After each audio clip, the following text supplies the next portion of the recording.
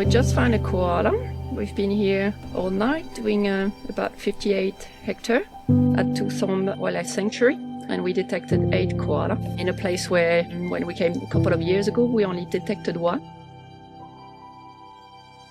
So at the moment I'm looking at thermal image of a koala in a tree, and basically gonna get bear ready, and we're gonna go look for koala scats. So we can look at koala genetics and their pathogen, especially chlamydia. We can look at the diet, so from the DNA of the eucalyptus that they ate. We can look at hormone with microbiome, koala retrovirus, lots and lots and lots of information on koala health from their scats. It's just unbelievable to see the difference that's happened here. 5 years ago when we first searched this property with bear and IFAW, there wasn't a sign of life in sight. James Fitzgerald had lost his home to the bushfires, his wildlife sanctuary burnt to the ground, and he was grappling with this devastating loss of 3 firefighters who perished in the plane crash while trying to defend his property. And while there was this glimmer of hope, finding a pregnant mum and her newborn Joey literally clinging on for life, the habitat they would return to still had a long way to recover. I think for many, the bushfires are a distant memory. But for a lot of people here on the ground, the work continues every single day. Yeah, this is one of the many nest boxes we've installed since the Black Summer bushfires. One of the big problems with Black Summer is, such an intense fire, most of the hollow trees were totally destroyed. That's where I spoke to Josie saying, look, we really need nest boxes because there's many species and endangered species like the greater glider and the gangang cockatoo that if they don't have hollows, they can't raise their young. IFAW's in this for the long haul, and it's not just about the immediate response after a fire, it's about the recovery. These tree-dwelling animals, they have nowhere to go. They're homeless. So we're providing these ready-made homes until the hollows can form in nature, and nature will then take over. There's estimates that some 3 billion animals were sort of lost or displaced.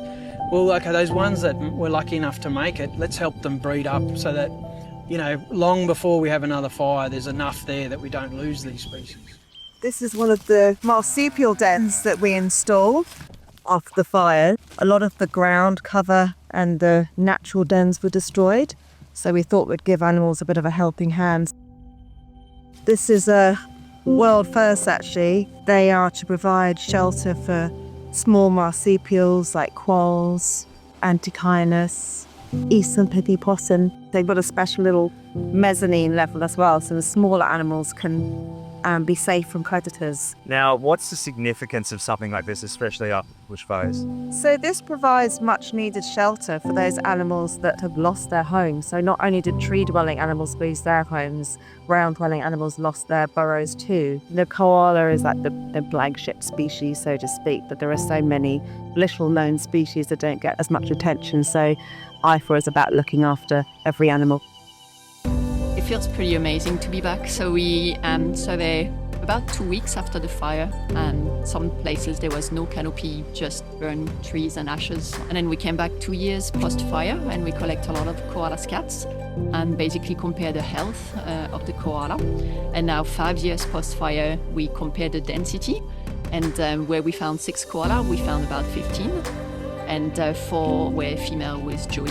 All the koala we've seen so far have been healthy. We didn't detect any sign of chlamydial disease, and they're all been in very good body condition, good fur conditions, a bit plump if you want. Koala don't get very plump, but compared to how they were 5 years ago, which were extremely emaciated, the koala have been in very good health this time. After my house burnt down and Josie rang and said, do you need help? She then very quickly organised for Bear, the koala hero dog. Without that sort of help, I don't know if I'd be here. It was such a terrible time for so many people. And, I struggled for 2 years after all that. And yeah, their help was just absolutely essential. How important is the support that you've received around this project? Absolutely invaluable. We couldn't do any of this work without the kind donations of our supporters, both here and internationally. We're seeing the habitat come to life, we're seeing James come back to life, and that's something that you cannot put a value on. It's impossible not to feel inspired by everything that's been achieved here. 5 years ago, this place was a symbol of loss and destruction. Now it's a testament to resilience, hard work, and the power of collaboration. And that's not just between IFAW and James. It's because of people like you. that habitats like this are going to continue to thrive and provide a safe haven for our wildlife well into the future.